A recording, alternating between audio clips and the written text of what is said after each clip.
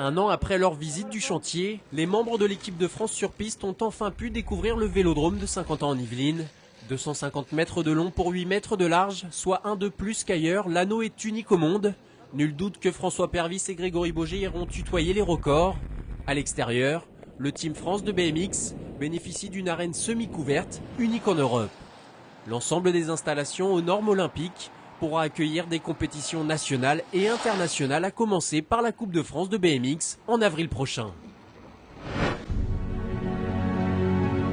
Depuis 2 saisons, il vit une seconde carrière exceptionnelle. Après avoir arrêté le vélo pendant 8 ans, à 37 ans, Yann Dujarier est devenu au Pays de Galles l'homme le plus rapide d'Europe sur le kilomètre.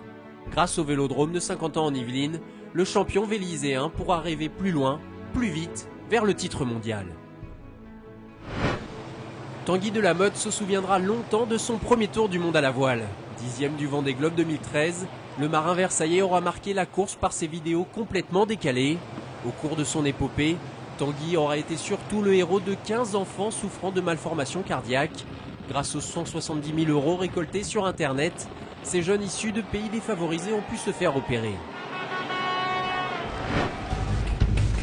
Le prince de la boxe française a enfin confirmé toutes ses promesses. À 23 ans, le verriérois Ahmed El Moussaoui, parti s'entraîner aux États-Unis, a décroché le titre de champion de France welter face à Franck Arochorta.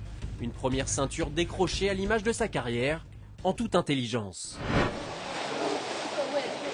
Il est peut-être l'avenir du triathlon français. À 15 ans, le jeune Saint-Quentinois Alan Brachet est devenu le premier champion de France de triathlon, de duathlon, d'aquathlon, mais également champion du monde scolaire de triathlon.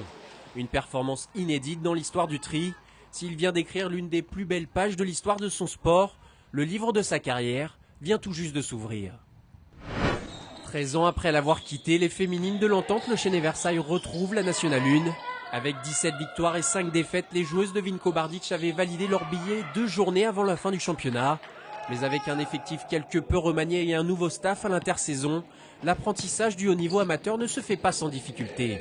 Les Versaillaises restent pour l'instant engluées à la 11e place de leur poule.